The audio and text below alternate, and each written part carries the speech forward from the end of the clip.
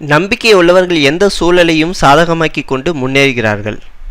இது எப்படி நம்ம எடுத்துக்க போகிறோம் இந்த வார்த்தையை? நமக்கு இப்போ படிக்கிறதுக்கு நிறைய டைம் கிடச்சிருக்கு. நிறைய பேர் சொல்கிறாங்க எக்ஸாமுக்காக நிறைய என்ன செஞ்சிடறாங்க அப்படின்னா, அச்சோ நமக்கு இன்னும் எக்ஸாமை கால்ஃபர் பண்ணுவாங்களா மாட்டாங்களா, அந்த விஷயமே நமக்கு தேவையில்லை. நமக்கு படிக்கிறதுக்கு டைம் கிடச்சிருக்கு, ரிவைஸ் பண்ணுறதுக்கு டைம் கிடச்சிருக்கு. ஸோ அந்த மாதிரி பாசிட்டிவ் தாட்டோடு எடுத்துக்கிட்டு டெய்லி என்ன பண்ணணும்னா, கண்டிப்பாக படித்தோம் அப்படின்னம்னா வரப்போகிற எக்ஸாமில் ஈஸியாக பாஸ் பண்ணிட்டு நம்ம வேலை வாங்கிட்டு வந்துடலாம். எக்ஸாம் நடக்குமா, ஒரு வருஷம் கழிச்சு தான் நடக்க போகுது. ஒரு வருஷத்தில் நீங்கள் 4 தடவை ரிவைஸ் பண்ணிங்கன்னா நீங்கள் வாங்கக்கூடிய மார்க்கோட லெவல் எப்படி இருக்கும்? இப்போ வாங்கிறத விட 20 மார்க்ஸ் சேர்த்து வாங்குவீங்க. அப்போ வேலை வாய்ப்புக்கான வாய்ப்புகள் இன்னும் ஜாஸ்தியாக இருக்கும். ஸோ யாரும் தொய்வு ஏற்படாமல் படிங்க. படிச்சிங்கன்னா மட்டும்தான் நாம் அடுத்த லெவலுக்கு போக முடியும். சரிங்களா? சரி, இப்போ நம்ம கிளாஸ்க்கு போகலாம். இது இந்திய அரசமைப்பு சட்டம். வருங்கால அரசு அதிகாரிகளுக்கு என்னோட வாழ்த்துக்கள். இந்த வீடியோ பார்க்குறவங்க அனைவருக்குமே முக்கியமான விஷயம், இப்போ நாம் இந்த வீடியோவில் என்னென்ன பார்க்க போகிறோம். சார்ட்டர்ட் ஆக்ட் ஆஃப் 1853, தமிழில் சொல்லணும்னா பட்டய சட்டம் அப்படின்னு சொல்லுவோம். சரிங்களா? இப்போ கிளாஸ்க்கு போகலாம். இது வரைக்கும் நாம் கம்பெனி ரூல், இதுதான் லாஸ்ட் எண்ட் என்ன சொல்லுவாங்க, இதுதான் கடைசி எண்டுன்னு சொல்லுவோம். ஸோ நம்ம என்ன செய்கிறோம், எதை பற்றியெல்லாம் பார்க்க போகிறோன்னா, இது வரைக்கும் பார்த்தது 1773லேருந்து 1833 வரைக்கும் இருக்கக்கூடிய அனைத்து சட்டங்களையும், பட்டய சட்டங்களையும், திருத்த சட்டங்களையும் பார்த்தாச்சு. இப்போ கடைசி சட்டம், இதுதான் கம்பெனி ரூலை முடிவுக்கு கொண்டு வந்தது. பட்டய சட்டம் 1853, சார்ட்டர்ட் ஆக்ட் அப்படின்னா பட்டய சட்டம் என்று பொருள்படும். சரிங்களா? ஸோ நம்ம இப்போ எது பார்க்க போகிறோம், சார்ட்டர்ட் ஆக்ட் ஆஃப் 1853 பார்க்க போகிறோம். சரிங்களா? Okay, fine. நம்ம எல்லோரும் புக்கு எடுத்து வச்சுக்கோங்க. கண்டிப்பாக புக்கு வேணும். புக்கு எடுத்து வச்சுக்கோங்க. ஃபஸ்ட்டு அதில் கொடுத்துருக்க விஷயத்த, புக்கில் இருக்க விஷயத்தெல்லாம் சொல்லிவிட்டு அதுக்கப்புறம் எக்ஸ்ட்ரா பாயிண்ட்ஸும் நான் சொல்லுவேன். இந்த எக்ஸ்ட்ரா பாயிண்ட்ஸ் எதுக்காக பயன்படும் அப்படின்னா எஸ்ஏ ரைட்டிங்க்கு பயன்படும். ஸோ நீங்கள் இதுக்கு தனியாக இந்த ஹிஸ்ட்ரி படிக்க வேண்டியதாக இருக்கும். ஸோ இது பற்றின ஏன்ஷியன் ஹிஸ்ட்ரி, மாடர்ன் ஹிஸ்ட்ரி இதெல்லாம் படிக்க வேண்டியதாக இருக்கும். ஸோ இதை பார்த்துட்டிங்கன்னா அங்கே இன்னும் யூஸ்ஃபுல்லாக இருக்கும். ஸோ நான் என்ன பண்ணியிருக்கேன்னா எக்ஸ்ட்ரா பாயிண்ட்ஸ், அதாவது சார்ட்டர்ட் ஆக்டில் இருக்கக்கூடிய அந்த விவரங்கள், அந்த எந்த மாதிரியான விஷயங்களும் கொடுத்துருக்காங்க, எந்த மாதிரி சரத்துக்கள்லாம் பாஸ் பண்ணியிருக்காங்க அப்படிங்கிறதையும் நான் பின்னாடி கொடுக்க போகிறேன். ஃபஸ்ட்டு புக்கில் இருக்கிறத மட்டும் ஃபஸ்ட்டு நான் கொடுக்க போகிறேன். இது எப்படி கொடுக்குறாங்க. 1852 ஒரு கமிட்டி அமைக்கிறாங்க. இந்த பீரியடில் ராஜாராம் மோகன் ராய்லாம் வந்துடுறாரு. எல்லாமே தெரியும் நமக்கு, ராஜாராம் மோகன் ராய் பற்றி நிறைய தெரியும்.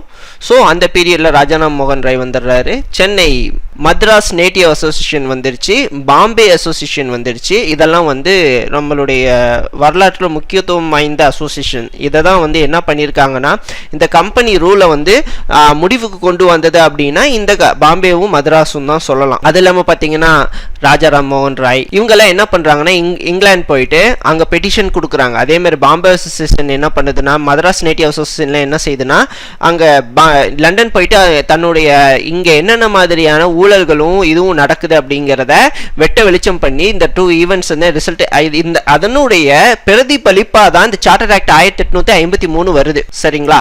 ஸோ நிறைய விசாரணை குழுக்கள் யார் அமைக்கிறாங்க அப்படின்னா பிரிட்டனர்ஸ் அமைக்குது. ஸோ அந்த பீரியட்ல அந்த அமைச்சனால அதுலேருந்து நமக்கு என்ன இதெல்லாம் வருது. சரிங்களா? இனி புக்கில் இருக்குது, நம்ம என்ன செய்கிறோன்னா அதை எடுத்து வச்சுக்கலாம். It separated for the first time the legislative and executive functions of the Governor-General Council. It provided for the addition to the 6 new members called Legislative Counselor to the Council. In other words, it established a separation of the Governor-General Legislative Council which come to the known as Indian Central Legislative Council. This legislative wing of the council functioning as a mini parliament, adopting the same procedure as the British Parliament. Thus, legislation for first time was treated as a special function of the government, requiring special machineries and special process. First point, இதான் சொல்லியிருக்காங்க. இது என்னன்னு first என்ன செஞ்சிட்டாங்க, it is separated. legislative functionையும் executive functionையும் it will be separated. அது எப்படி separate பண்ணியிருக்காங்க? So first தெரிஞ்சுக்கணும், நீங்கள் லெஜிஸ்லேட்டிவாகவும் எக்ஸிக்யூட்டிவ் ஃபங்க்ஷன்ஸை ரெண்டாக செப்பரேட் பண்ணிட்டாங்க. எதுலேருந்து? இந்த கவர்னர் ஜெனரல் கவுன்சில்ல இருந்து என்ன செஞ்சிட்டாங்கன்னா ரெண்டாக பிரிச்சுட்டாங்க. அண்டர்ஸ்டாண்ட்? இப்போ இதோட அட்வான்டேஜ் என்ன அதான் சொல்லியிருக்காங்க. இப்போ லெஜிஸ்லேட்டிவ் கவுன்சில் பிரிச்ச உடனே லெஜிஸ்லேட்டிவ் கவுன்சிலர்னு தனியாக ஒரு குரூப் ஃபார்ம் பண்ணுறாங்க. அதன்படி 6 பேரை அப்பாயின்மெண்ட் பண்ணுறாங்க. How many members? 6 new members will be appointed. நான் முன்னாடியே படிச்சு காட்டேன் என்னங்கிறது. அதை தான் நான் இப்போ இங்கிலீஷில் ப்ளஸ் தமிழில் கொடுத்துருக்கேன். இதனால் என்ன நடக்குது அப்படின்னா, it is separated governor general legislative council which is known as a Indian Central Legislative Council அப்படின்னு சொல்லிட்டேன். அதாவது இதனால என்ன பண்ணாங்க, சட்ட மேலவை அப்படிங்கிறது தனி கவர்னர் ஜெனரல் அவரோட கண்ட்ரோல்ல தனி சட்ட மேலவை உருவாகிடுச்சு. இது என்ன சொல்லுவாங்க, இனிமேட்டு மத்திய சட்ட மேலவை என்று அழைக்கப்படும்.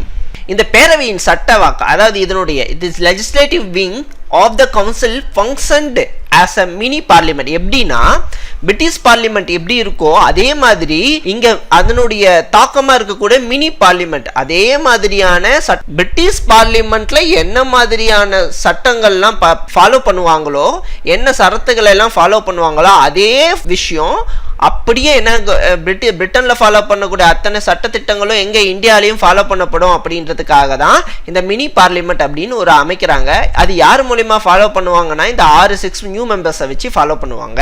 அடுத்தது என்னன்னா இது சிறப்பு பணி அப்படின்னு சொல்றாங்க, இந்த ஸ்பெஷல் ப்ராசஸ். ஏன்னா இது வரைக்கும் எந்த நாட்டிலையும் வந்து அது வரைக்கும் மினி பார்லிமெண்ட் அப்படிங்கிற கான்செப்ட் கொண்டு வரவே இல்லை. முதல் முறையா இந்தியாவில் கொடுக்குறாங்க. ஏன்னா இந்தியா வந்து மிகப்பெரிய கண்ட்ரி, வாங்கும் திறன் அதிகம், அவங்களுக்கு மிகப்பெரிய சந்தை. ஸோ அவங்க பிடிச்சிட்டாங்க. ஸோ காலனி ஆதிக்க நாடாக மாறிடுச்சு. ஸோ நம்ம என்ன செய்யணும், அங்கே வந்து நம்மளுடைய எப்படி நாம் ஆட்சி பண்ணுறோமோ அதே மாதிரி அங்கேயே ஆட்சி பண்ணணுன்ற ஒரு ஐடியாவில் தான் அவங்க என்ன பண்ணுறாங்க, ஒரு மினி பார்லிமெண்ட்டை அமைக்கிறாங்க. சரிங்களா? நெக்ஸ்ட்டு இரண்டாவது பாயிண்ட் புக்கில் எல்லாம் எடுத்து வச்சுக்கோங்க.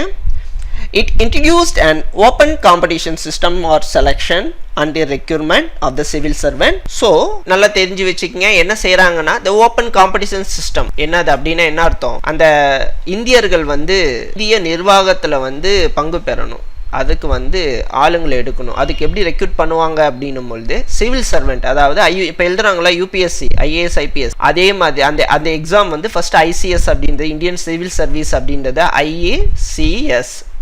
அதை வந்து என்ன பண்ணுறாங்கன்னா அந்த கமிட்டியை மெக்கலோ கமிட்டி அப்படிங்கிற, மெக்கலோ தான் அதோட ஹெட்டு. அவர் வந்து என்ன செய்கிறாருன்னா மெக்கலோ கமிட்டி அமைக்கப்படுது. அதன்படி என்ன பண்ணுறாங்கன்னா 1954 முதல்ல இந்த மெக்கலோ கமிட்டி அமைச்சு இந்த இந்தியன் சிவில் சர்வீஸ் எக்ஸாமுக்கான அந்த கமிட்டி அமைக்கப்படுது. அதன் மூலமாக தான் ஓப்பன் காம்படிஷன் சிஸ்டத்தில் தான் இந்தியராகட்டும் பிரிட்டிஷர் ஆகட்டும் யாராக இருந்தாலும் எக்ஸாம் மூலயமா தான் அந்த நிர்வாக பணிக்கு வர முடியும் அப்படின்னு ஒரு ரூல்ஸு வெளியிடப்பட்டது. third one, இது மூணாவது point. Extend the company rule and allow it retain the possession of the Indian territory on trust for the British Crown, but it did not specify any particular period unlike the previous charter. This was the clear indication that the company rule could be terminated at any time to Parliament liked. அதாவது இது என்ன செஞ்சிட்டாங்கன்னா, இதில் வந்து நீங்கள் இதுக்கு முன்னாடி பார்த்தோம் 20 வருஷம் எக்ஸ்டெண்ட் பண்ணாங்க. என்னது 1933 கம்பெனியோட ரூல், கம்பெனி வந்து வணிகம் பண்ணிக்கலாம், அந்த மாதிரி ஆட்சி பண்ணிக்கலாம், இந்த விஷயம் வந்து 20 வருஷம் எக்ஸ்டெண்ட் பண்ணாங்க. பட் இந்த டைம் அதை பற்றி எதுவுமே சொல்லலை. ஸோ இது என்ன எதோட அறிகுறியாக இருக்குது, கம்பெனி ரூல் வந்து எப்போ வேணால் டெர்மினேட் ஆகும், முடிவுக்கு கொண்டு வரும்னு சொல்லிட்டு இந்த சரத்து சொல்கிற மாதிரியான ஒரு சூழலில் தான் அந்த சரத்து அமைஞ்சிருந்தது. எப்போ வேணால் பிரிட்டிஷ் கிரவுன் வந்து உட்காந்து அவங்க ஆட்சிக்கு அவங்க பண்ணிக்குவாங்க, கிழக்கிந்திய கம்பெனி எப்போ வேணால் வெளியே அனுப்புவாங்க அப்படின்ற மாதிரியான. சரிங்களா? அடுத்து fourth one, it introduced for the first time local representation in the Indian Central Legislative Council of the 6 new legislative member of the Governor General Council. 4 members were appointed by the local provisional government of Madras, Bombay, Bengal and Agra. அதாவது மொத்தம் 6 பேரை போட்டாங்க இல்லைங்களா, 2 பேர் தான் British கவர்மெண்ட்ல இருந்து வருவாங்க. மீதி இருக்க 4 பேர் வந்து 4 பிரசிடென்சி. என்னென்ன பெஸ்ட் பிரசிடென்சி நம்மகிட்ட இருந்துச்சு, மദ്രാஸ், பாம்பே, பெங்கால், ஆக்ரா. ஸோ 4 பிரசிடென்சிலேருந்து லோக்கல்லேருந்து ஒவ்வொரு ஆளாக என்ன பண்ணாங்க, எலெக்ட் பண்ணி அந்த பிரசிடென்சி அந்த 6 பேரில் கவுன்சிலில் வந்து போட்டு வச்சுருந்தாங்க. இதுதான் வந்து புக்கில் இருக்கிறது. நம்ம புக்கில் இருக்கிறது கம்ப்ளீட்டாக பார்த்தாச்சு. ஸோ நம்ம புக்கிலேருந்து வெளியே கொஞ்சம் என்னென்ன பார்க்க போகிறோம் அப்படிங்கிறது தான். சரி, நான் புக்கில் இருக்கிறது எல்லாமே சொல்லிட்டேன். 4 பாயிண்ட் தான் கொடுத்துருக்காங்க. அது வந்து பார்த்தீங்கன்னா பிலிம்ஸ்க்கு பயன்படும். சார்ட்டர்ட் ஆக்ட் 1853 பற்றிய எஸ்ஸை எழுது அப்படின்னா நீங்கள் என்ன எழுதுவீங்க, கேள்வி இருக்கு இல்லைங்களா. இது நம்ம மெயின்ஸுக்கும் சேர்த்து மாதிரி தான் நம்ம கிளாஸ் பார்த்துட்டு வரோம். குரூப் 1 ஆகட்டும், யூபிஎஸ் ஆகட்டும், எல்லாத்துக்குமே பார்த்தீங்கன்னா கம்பல்சரி இருக்கக்கூடிய ஒரு பேப்பர் இது. ஸோ அதனால் நான் என்ன செஞ்சுருக்கேன் அப்படின்னா, உங்களுக்காகவே வேண்டி தனியாக ரெடி பண்ணியிருக்கேன். எப்படி இந்த சார்ட்டர்ட் ஆக்டை பற்றி டீட்டெயிலாக மொத்தம் வந்து அந்த கண்டென்ட்டை 7 பிரிச்சிருக்கேன். ஸோ இந்த 7 இந்த ஷரத்துகள் கம்ப்ளீட்டாக அதில் வந்துடும். சரிங்களா? சரி, நம்ம இப்போ இந்த மாதிரி ஒரு சூழல்ல பார்க்க. There was a first time the Chartered Act, unlike other Chartered Acts, did not fix any limit for the continuance of the administration of the company in India. அப்படின்னு என்ன அர்த்தம்? முதல் முறையாக அவங்க 20 வருஷம் எக்ஸ்டெண்ட் பண்ணு, 10 வருஷம் எக்ஸ்டெண்ட் பண்ணுன்னு சொல்லாமல் இந்த டைம் அதை பற்றி எதுவுமே சொல்லலை. இந்த சட்டத்திருத்தம் பொறுத்த வரைக்கும் அந்த கம்பெனி ஆட்சி முடிவுக்கு வரதுக்கான வாய்ப்புகளாக அமைஞ்சது. 1853 வருடம் பட்டய சட்டம் பற்றி இங்கிலாந்து பாராளுமன்றம் இயற்றிய பட்டய சட்டங்கள் இறுதியானதாகும். 1833 வருடம் சட்டப்படி கம்பெனி கொடுக்கப்பட்ட 20 வருட காலம் சாசனம் 1853 முடிவடையவே சாசனத்தை மேலும் 20 வருடங்கள் புதுப்பிக்குமாறு பாராளுமன்றத்திடம் கம்பெனி நிர்வாகத்தினர் விண்ணப்பித்திருந்தனர். அப்போது பாம்பே, சென்னை, வங்காள மக்கள் இங்கிலாந்து அரசாங்கத்திடம் பல விண்ணப்பங்கள் அளித்திருந்தனர். அதில் தற்போது நடைமுறையில் உள்ள இரட்டை நிர்வாக முறையை ஒழிக்க வேண்டும் என்றும், அரசாங்க உயர் பதவிகளில் இந்தியர்களை நியமிக்க வேண்டும் என்றும், பிரதிநிதித்துவ ஆட்சி முறை அரசாங்கத்தை அமைக்க வேண்டும் என்றும் கேட்டுக்கொண்டிருந்தது. இவை பற்றி ஆராய பாராளுமன்ற குழு ஒன்றை அமைத்தது. அக்குழு சமர்ப்பித்த அறிக்கையின் அடிப்படையில் 1853 வருடம் பட்டய சட்டம் இயற்றப்பட்டது. இந்த பட்டய சட்டம் அரசியலமைப்பின் மேலும் பல மாறுதல்களை ஏற்படுத்தியது. ஃபர்ஸ்ட் நான் என்ன சொன்னேன்? Reduction of the number of director. இப்போ நம்ம பட்டய சட்டம் கம்பெனி ஏற்கனவே 24 பேர் இருந்தாங்க, அது 18 பேராக குறைச்சிட்டாங்க. நான் முன்னாடியே சொன்னேன், எக்ஸிக்யூட்டிவ் லெஜிஸ்லேட்டிவும் பிரித்தாங்க. அதில் 24 பேர் இருந்தாங்க. ஸோ அதை என்ன பண்ணாங்க, 18ஆக குறைச்சிட்டு 6 பேர் வந்து என்ன பண்ணாங்கன்னா பிரிட்டிஷ் கவர்மெண்ட்டால் நியமிக்கப்பட்டாங்க. அதில் 4 பேர், 2 பேர் தான் பிரிட்டிஷ் கவர்மெண்ட். மீதி இருக்கிற ஒவ்வொரு ஆக்ரா, பெங்கால், பாம்பே, மദ്രാஸ் இந்த பிரசிடென்சி, அதாவது மாகாணத்தில் இருக்கக்கூடிய லோக்கல் பீப்புள்ஸை ஒரு ஆளை வந்து அங்கே அந்த குழுவில் அப்பாயின்மெண்ட் பண்ணார். சரிங்களா? இதுதான் இச்சட்டம் படி கம்பெனி இயக்குநர்களிடம் அதிகாரம் மேலும் குறைக்கப்பட்டது. இயக்குநர்கள் எண்ணிக்கை 24 18ஆக குறைக்கப்பட்டது. இந்த 18 பேரில் 6 பேர் மன்னரால் நியமிக்கப்படுவார். இதன்படி தேர்தல் இல்லாமல் இயக்குனர் குழுவில் உறுப்பினர்கள் நியமிக்கப்படும் முறை புகுத்தப்பட்டது. இயக்குனர் குழு கூட்டம் கூட்டுவதையும் தேவையான குறைந்தபட்ச உறுப்பினர் எண்ணிக்கை 10ஆகவும் ஆக்கப்பட்டது. புரியுதுங்களா? ஸோ குறைஞ்சபட்சம் பார்த்தீங்கன்னா 10 பேர். முன்னெல்லாம் அப்படி கிடையாது, 3 பேர் கூட இருக்கலாம். ஆனால் குறைஞ்சபட்சம் இங்கே எப்போ இருக்கணும்? 10 பேர் கம்பல்சரி இருக்கணும். அந்த 18 குறைச்சாலும், இந்த 18லேருந்து நான் வேணாம் வெளியே போனாலும் மினிமம் 10 பேராக இருக்கணும். அதை விட குறைவாக இருந்ததுன்னா அந்த குழுவால் இயற்றப்பட்ட எந்த சட்டமும் அங்கே வந்து செல்லுபடி ஆகாது. சரிங்களா? சரி, அடுத்தது separation cover presidency of Bengal. இப்போ இந்த chartered act 1815 provided appointed to separate a government for president of Bengal distinct from governor general. இப்போ முன்ன வந்து பிரசிடென்சி பார்த்தீங்கன்னா பெங்கால் பிரசிடென்ட் தான் வந்து கவர்னர் ஜெனரல் ஆஃப் இந்தியாவாக இருந்தார். ஸோ அந்த பெங்காலோட ஜெனரல் வந்து மீதி இருக்க அத்தனை மாகாணத்தையும் கண்ட்ரோல் பண்ணிட்டு இருந்தார். பட் இப்போ என்ன செஞ்சிட்டாங்கன்னா அந்த பர்டிகுலர் பதவியை பிரிக்கிறாங்க. எப்படி பிரிக்கிறாங்க? பிரசிடென்சி ஆஃப் பெங்காலுக்கு ஒரு ஆள் போட்டுட்டு இந்த எல்லாத்தையும் கண்ட்ரோல் பண்ணுறதுக்கு ஒரு தனியாக ஒரு ஆள் அப்பார்ட் பண்ணுறாங்க. However, the court of director, the board of control were authorized to appointment lieutenant governor till the appointment of the governor was made. ஆனால் இது என்ன ஒரு மேட்டர்னா, ஆளுநர் ஒரு நியமிக்கும் வரை துணைநிலை ஆளுநர் நியமிக்க, அதாவது ஆளுநர் வந்து யார் நியமிப்பாங்க அப்படின்னா பிரிட்டிஷ் கவர்மெண்ட் நியமிக்கும். ஆனால் அது வரைக்கும் துணைநிலை லெப்டினன்ட் கவர்னர், அதாவது துணைநிலை ஆளுநரை நியமிக்கிறதுக்கு வந்து இயக்குநர்களின் நீதிமன்றமோ கட்டுப்பாட்டு வாரியமோ அதிகாரம் இருந்துச்சு. 1854 வந்து துணைநிலை ஆளுநர் நியமிக்கப்பட்டனர். ஆனால் 1912 வரைக்கும் வங்காளத்துக்குன்னு ஆளுநர் நியமிக்கப்படவே இல்லை. சரிங்களா? ஸோ இதை தான் தெரிஞ்சுக்கணும் நீங்கள். Power of constitution of new presidency. இப்போ என்ன நடக்குதுன்னா, புதிய தலைமை உருவாக்கவோ அல்லது துணைநிலை ஆளுநரை நியமிக்கவோ இயக்குநர்கள் நீதிமன்றத்துக்கும் சட்டமே அதிகாரம் அளித்திருந்தது. இப்போ வந்து நான் முன்னாடியே சொன்னேன், இந்த கோர்ட் ஆஃப் டைரக்டர்ஸ் இருக்காங்க இல்லைங்களா, அவங்க என்ன செய்யணும்னா, முன்னாடியே பேசியாச்சு இதை பற்றி. லெஃப்டினன்ட் கவர்னர் வந்து அப்பாயின்மெண்ட் பண்ணிக்கலாம். ஆனால் நியூ பஸ் பிரசிடென்சி எப்போ 1859 பஞ்சாபுக்கு நியூ பிரசிடென்சியாக எஸ்டாப்ளிஷ் பண்றாங்க. எப்ப 1859. ஆனா அதுக்கு வந்து என்ன பண்ணுங்கன்னா புதிய துணைநிலை ஆளுநர் யாரால் நியமிக்கப்பட்டது? கோர்ட் ஆஃப் டைரக்டரும் அப்புறம் வேற யார் இருக்காங்க? போர்ட் ஆஃப் கண்ட்ரோல் இவங்களும் இருந்தாங்க. அவங்கள வச்சு என்ன பண்ணிடுறாங்க? நியமிச்சிடுறாங்க. பட் இந்த துணைநிலை நியூ லெப்டினன்ட் கவர்னரை வந்து மெயினா பஞ்சாபுக்கு வந்து அப்பாயின்மெண்ட் பண்ணது பாத்தீங்கன்னா கோர்ட் ஆஃப் டைரக்டர் தான். அதாவது யாரு? இயக்குநர்கள் நீதிமன்றம். அவங்களுக்கு தான் இந்த என்னது இந்த முக்கியமான பவர் இருந்தது. இப்ப வந்து நான் சொன்னேன் இல்லைங்களா அந்த 12 பேர் எப்படி வந்து நியமிச்சாங்க அப்படிங்கிறத இங்க கொடுத்துருக்கேன். ஸோ அப்படியே யாருக்காவது டவுட்னா இதை ஸ்கிரீன்ஷாட் எடுத்து வச்சுக்கங்க. கவர்னர் ஜெனரல் ஒரு மொத்தம் 12 மெம்பர்ஸ். அதாவது பட்டய சட்டம் என்ன சொல்லிச்சு, எத்தனை பேரை நியமிக்கணும், கவர்மெண்டைஸ்டு அந்த ஆத்தரைஸ்டு பீப்புள்ஸ் இருக்கணும், பவர்ஃபுல் பீப்புள்ஸ் இருக்கணும் அப்படிங்கிறது ஒரு லிஸ்ட் கொடுத்துருக்காங்க. ஸோ ஃபர்ஸ்ட் பார்த்தீங்கன்னா இதில் என்னென்ன இருக்குது அப்படின்னா மொத்தம் 6 உறுப்பினர்கள் கொண்ட சட்டமன்ற குழு. 12 வந்து லெஜிஸ்லேட்டிவ் பர்பஸ், லெஜிஸ்லேட்டிவ் தான் பிரிச்சாங்க இல்லைங்களா. ஸோ 6 பேரா இருந்தவங்க என்ன பண்ணிட்டாங்க 12 பேரா மாத்துறாங்க. இந்த 12 பேர்ல பார்த்தீங்கன்னா கவர்னர் ஜெனரல் ஒருத்தர், கமாண்டர் சீஃப் ஒருத்தர், அடுத்தது வந்து மெம்பர் ஆஃப் கவர்னர் ஜெனரல் 4 பேர், சீஃப் ஜஸ்டிஸ் சுப்ரீம் கோர்ட் ஒருத்தர் கல்கத்தாக்கு, ரெகுலர் ஜட்ஜ் சுப்ரீம் கோர்ட் வந்து கல்கத்தாக்கு ஒருத்தர். ஏன்னா கல்கத்தாவோட கோர்ட் தான் வந்து எல்லாத்துக்கும் ஹெட்டு. ஸோ அதுவுமே பார்த்தீங்கன்னா ரெப்ரசன்டேட்டிவ் மெம்பர்ஸ் நான் முன்னாடியே சொன்னேன். இந்த 4 பேர் 2 பேர் ப்ளஸ் 4 பேர், இந்த 4 பேர் பார்த்தீங்கன்னா 10 வருஷம் மினிமம் அந்த பிரதிநிதி உறுப்பினர்களாக எங்கே இருந்திருக்கணும்? வங்காளம், சென்னை, பாம்பே மற்றும் வடமேற்கு மாகாண உள்ளூர் அரசாங்களாக நியமிக்கப்பட்டாங்க. மொத்தம் 12 பேர்.